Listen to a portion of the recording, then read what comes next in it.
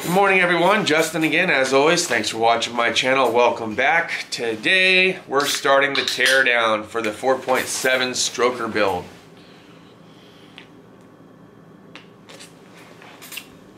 It is Saturday morning. It is frothy, man. It is cold. It feels frosty. There's no ice on the ground. I think it's about 35 degrees. I know. How can I complain? Some of you are in below zero climate right now. But at any rate, we're going to go ahead and get started on the teardown. Today the plan is to get the head off, and I think we'll check the flatness of the deck, and we'll take a look down the pistons and the top of them, and look down the bore and see if there's any marring or scarring. So I think that's the plan for today. So let's get after it. Alright, so first things first, we got to remove the valve cover. So that's like number one. It absolutely would not hurt us to remove the distributor as well, but we can leave it there. We got to remove the head bolts, the rockers, the push rods, things like that. This thing's already missing some valve cover bolts, so I'll need to make a mental annotation that we're going to need new valve cover bolts anyways. So I'm also going to be organizing our push rods and valves and everything else with this. I'll need a permanent marker of some kind, which I've got one over here. Then I'll need to label from front to rear 1, 2, 3, 4, 5, 6, etc., etc. So that's what we got going on for this morning. Let's see what we're going to need for tools. To start off with, I believe this is going to be SAE, but I've been able to get away with using 11mm for the valve cover bolts and nuts. So that's what we'll use there. We'll need some extensions, and rather than reach in the drawer 500 times, we'll just set them up here. So we've got full access to that. We're going to need some ratchets. We'll probably need a breaker bar of some kind or at some point. So we'll leave that up there. We're going to need a 13mm 12 point for the head bolts. So here's 13. Those should only be like 110 foot-pounds at the max. We might be able to get away with cracking them loose with the 3/8 ratchet. However, I believe I have a step down somewhere in here. At least I had a step down. I don't know that I have a step down. Step down's probably at work. So we got 1/4 inch to 3/8. That's not going to help us, and we got 3/8 to 1/2 inch, which is also not going to really help us. We need 1/2 inch to 3/8, and we don't have that, so we might have to try to break these free with this snap-on 3/8 ratchet. So we'll leave that out in the mix, and we might need a 19mm here for the heater tube. It's attached to the water pump, so we'll need to get a wrench for that. So we'll bust that out. I believe this is 15. There's 3/4, 3/4, and 19, same thing. So that'll work for that. Alright, then to speed things along, I'm going to grab our 3/8 gun. And I don't have a 3/8 to 1/4 inch step down either, so that sucks. So we might very well use 3/8 drive, 11mm instead of the 1/4 inch, if we can fit it in the barrel. Cool. So that'll work for us there. And let's just get tearing. I'm going to put some gloves on. It's cold. I'm sure it's going to be much more comfortable if I do so. So, alright. Valve cover first. Cool. Find an extension here.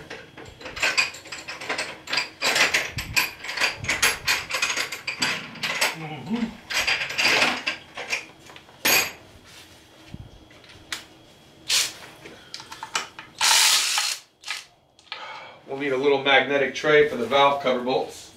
I just so happen to have one over here.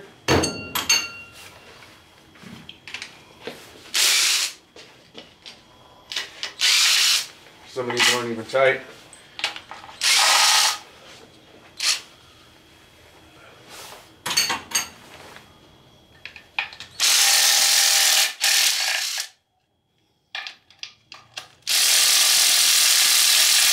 Some of these are really tight.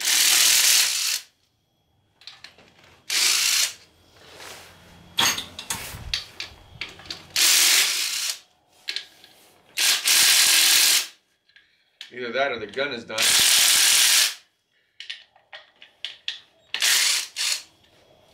And this happens sometimes too. One of the valve cover studs and the nut that holds the little plastic wiring harness deal to it usually gets stuck. We'll separate that later.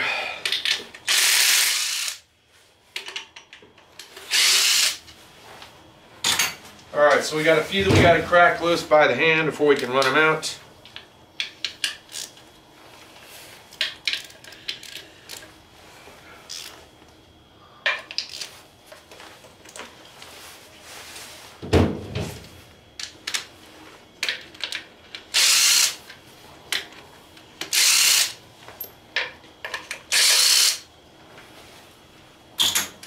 Cool. I'm going to bring you guys in a little closer to look at the valve cover. First, I'm going to crack the tube loose, and I'll show you that, and then we'll get the valve cover off.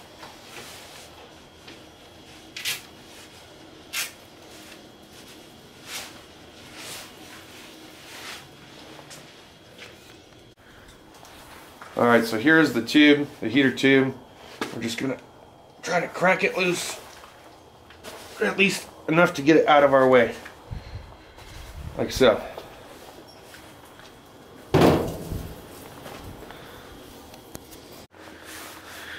Alright, now using this soft performance tool dead blow that I picked up from O'Reilly's, we're just going to give this valve cover a couple of light taps, or just one. Alright, now we'll take the valve cover off. We're going to need a place to put this later, but for right now we're just going to take it off and set it to the side. Then I'll show you guys the current condition of the top of the valve train.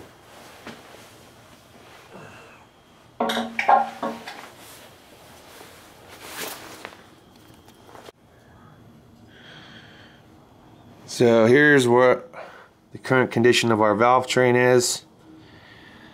Pretty typical. I think this Jeep came in, had just under 200,000 miles on it, smoked a little bit, and had low compression. And we're going to be taking the valve train apart. I believe these bolts that go through that hold the rockers and this rocker support bracket, we're going to take those off. That's 13. Here's our push rods, and we'll just keep them in order from front to rear. Alright, so now I'm just going to go through and crack them all loose first using a 13mm 6-point socket, and then we'll run them out.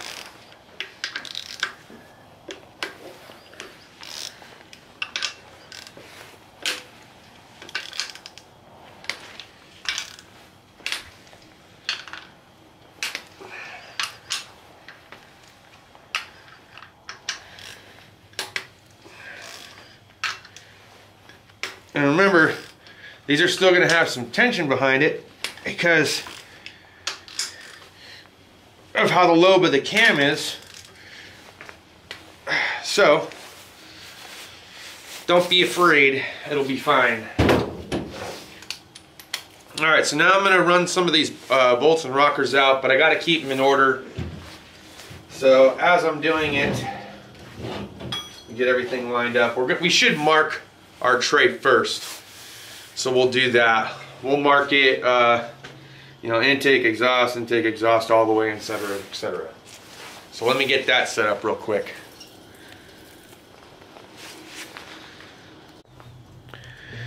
Alright, so how we're going to do this is this. We got our tray. We have F and an F over here, and then an R and an R over here. So what we're going to do is, starting from the front, working our way towards the back. This gives us 8 cylinders that we could potentially use. I'm just going to pre-mark this with a permanent marker. Cylinder 1. And then we're going to do the same thing all the way down.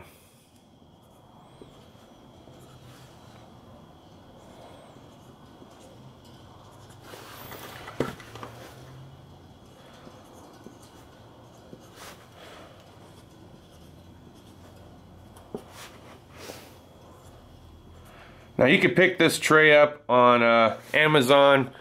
They really don't cost all that much. I think it might have cost me 30 bucks. So 30 bucks isn't bad to stay organized.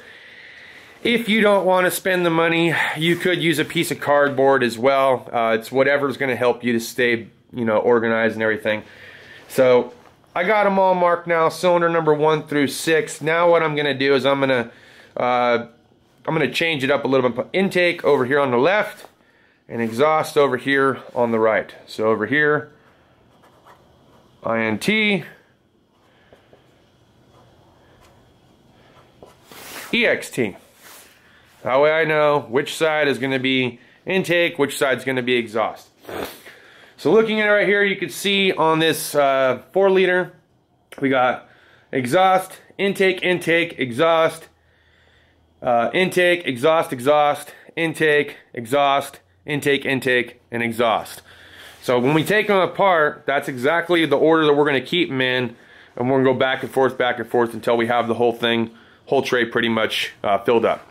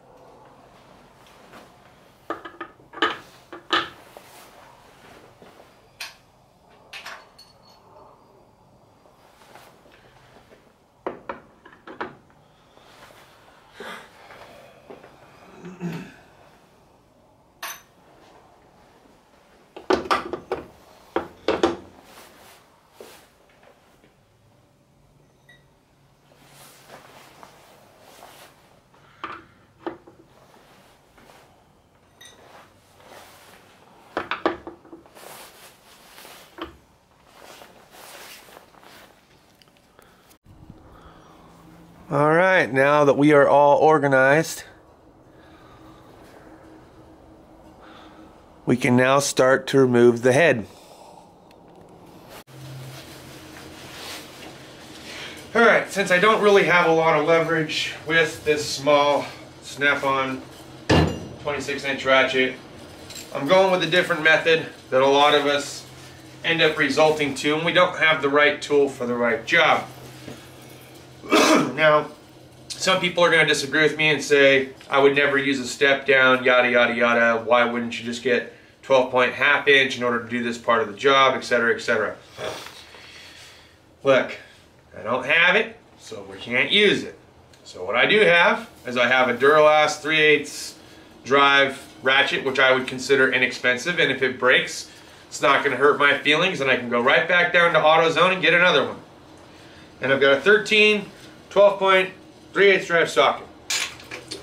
And I've got a cheater bar, otherwise the known as the cherry picker hydraulic pump bar, that we're going to use to crack the cylinder head bolts free from. So just hold this engine while we're doing this. Okay.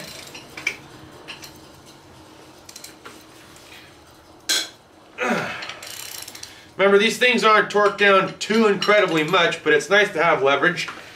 You're only looking at maybe 100 to 110 foot-pounds. And anyone that's torqued a lug nut down knows that that's not really a whole bunch of effort. So this much pipe should be more than enough to do it. And I really like the durability of the Duralast ratchet. Some will say they're cheap and that they suck. Look what I'm using it for. Seems to work just fine for me. So, food for thought.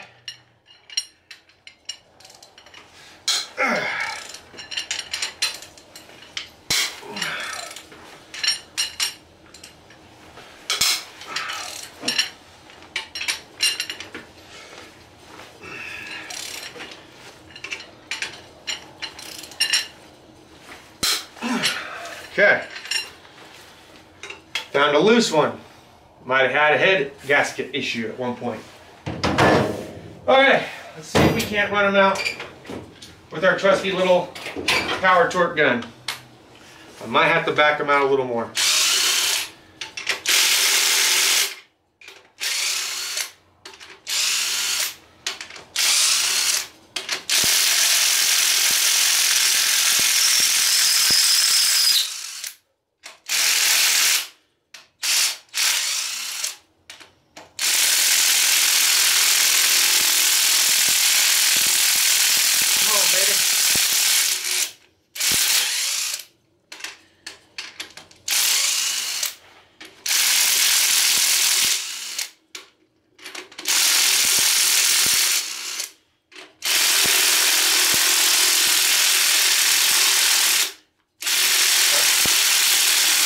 Battery's dying. Come on. Only got one more pretty much.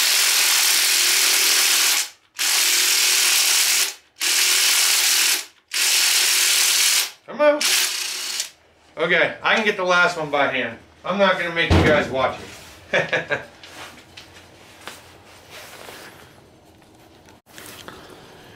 Alright, now I'm just going to remove the cap. You can see that there was some damage here when I dropped it in the back of the truck. We're going to remove the cap and rotor, or the cap at least, and then we'll remove the distributor from the engine prior to removing the cylinder head. Again, you don't have to do this step, but because we're rebuilding the whole thing anyways, I just kind of want it out of the way, and I know that it's broken, so it's whatever at this point. Alright, pull that free from the coil. Alright. Yeah, buddy. Alright, then we'll need a 13mm to undo the little retainer bolt here from the distributor. So let me bring you guys around. Hopefully you guys can see that okay. Just this little tiny bolt right here that has this little bracket like this. It goes around the distributor, holds it in place, keeps it from turning.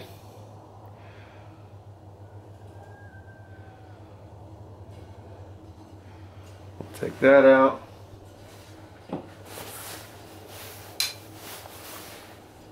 Take that off. And now the distributor should just come right on out. Like so.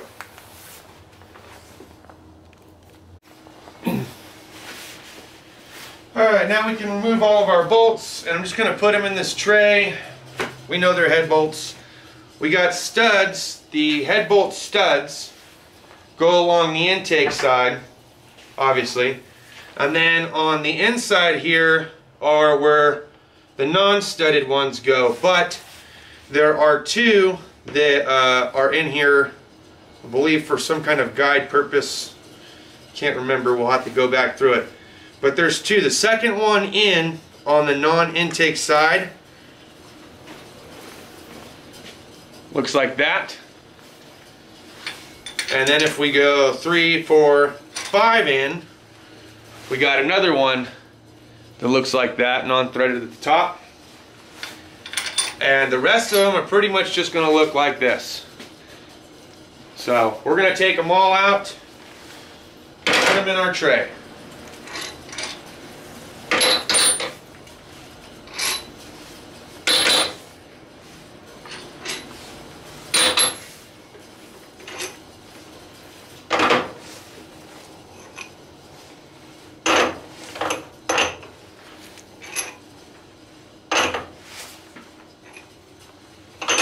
Alright, now that all head bolts are removed, we should be able to just lift this up, but it's going to be stuck down pretty good. It's been on here for, like I said, almost 200K. So we're going to have to find maybe a soft hammer or a pry bar of some kind, just to kind of help aid us in the lifting process. And I got this unique indexing pry bar from Metco that I'm going to use here. And since I have no intention of keeping the water pump, I'm just going to use it as a lifting point to kind of lift it free and break it free. And then in the back, kind of do the same thing. I'll find a little spot over here. I'll go just underneath the stud, see if I can't use it to lift up on it too. Okay, so that's broke free.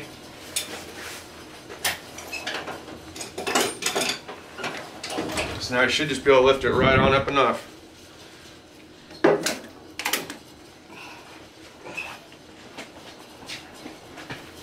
Yeah.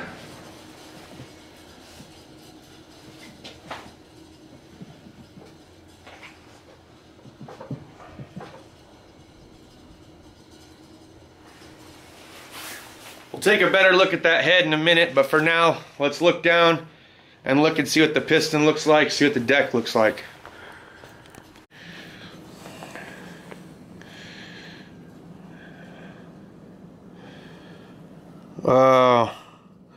I don't know about this, guys. It says 50 front. I'm wondering if somebody's already bored this out to 50 over. The top of these pistons don't have nearly as much carbon as I would expect for a Jeep that had over 200,000 miles on it. That might be an issue at 50 over. This is why I said it was crucial to tear it apart first before ordering any kind of kit and knowing what it is that you're getting into. Down in there you can see the hydraulic lifters. Oh boy, that raises some questions. Let's go take a look at the head. Here's the head.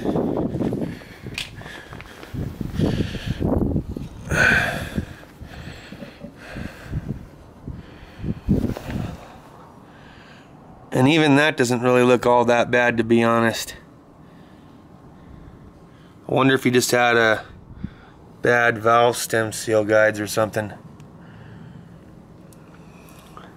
Needs to be cleaned up for sure. You could see where there was some blockage, which might have caused it to run hot, which may have been the reason why this bolt here was slightly loose, because it feels pretty smooth. Almost looks like it might have even gotten some coolant down into this cylinder a little bit, which could have been another reason why it was smoking too. Look at that carbon burn right there from this valve here. Something interesting to look for.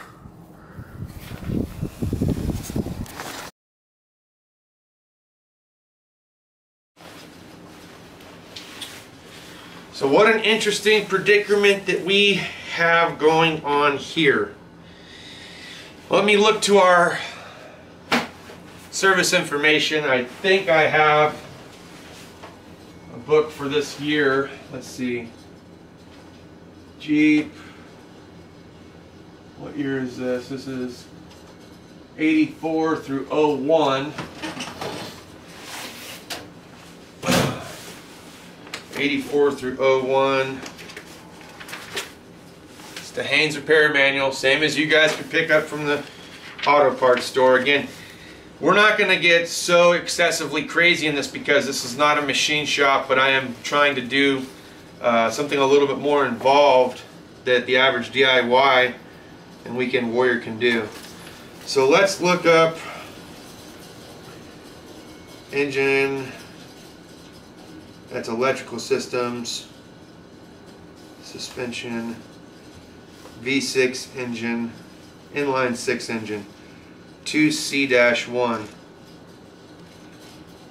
2C-1. Okay. General. Firing order, camshaft, torque specs, don't need that. Torque specs, general information, fulcrum, bridge. Okay, so that piece that I didn't know what was called that goes between rocker arms is the bridge. The little tiny caplets that are underneath that bridge, that's the fulcrum, which is what rocks the rocker arm. Okay, let's see here. Yeah, see, even this guy is using a cardboard box to organize his push rod order. So it can be done. You don't need to have a special tray like this. Yada yada yada. Exhaust manifold, seriously install. Yada yada. Vibration dampener. Don't need that yet. Lifters. Okay.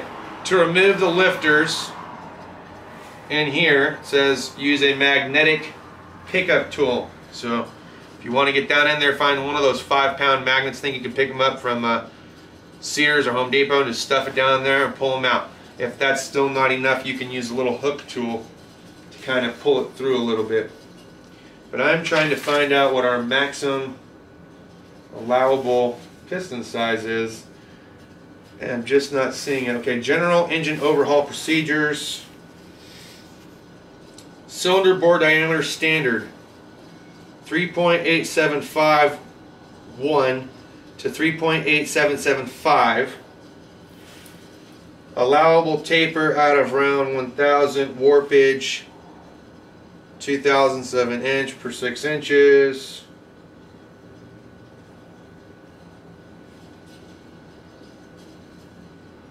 Diameter, that's for valve.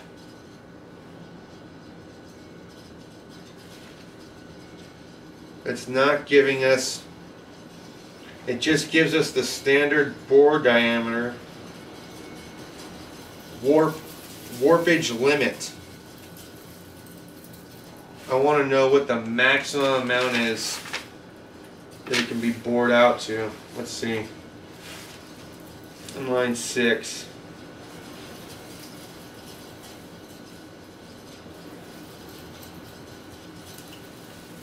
Pistons and rings. Okay, piston to bore clearance 12 to 13, allowable 9 to 17. Piston ring gap, piston ring side clearance, compression rings, engine block, cylinder bore diameter, maximum taper out around 1/1000th of an inch. But it's just not telling us.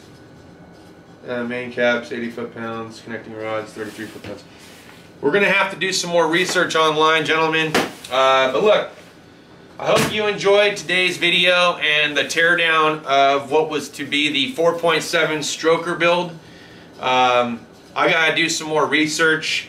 If I'm not, mistaken, that the number that's on top of the piston, if it has a number on it, usually you're going to see like 30, 40, 50, 60. The idea is to find out what the maximum allowable bore diameter that you could possibly go as far as oversizing goes. If this engine really is already 50 thousandths over, in my opinion, it is not worth boring it out to 60 over. And I don't even think you can bore it out to 60 over. But that's what we have to find out, and that's the information I'll be looking up this afternoon on the internet. I personally wouldn't. I would have gone 30. I would have absolutely gone 40. If allowable, I may have gone 50. But even that's pushing it. 50 is even too much. You see that in racing engines, you know? 30, 40, 50, dump it. 30, 40, 50, dump it. So to see that on this Jeep engine, that's crazy. This thing's been to a machine shop a few times, it looks like. But at any rate, that's all I got for this video, guys. Hey, if you liked the video, give it a thumbs up. If you didn't like the video, give it a thumbs down. Subscribe if you're not already a subscriber to see what happens as far as the information that I find out and the progression of the potential Jeep build. That's all I got for this video, guys. Thanks so much for watching. We'll see you next time. Deuces.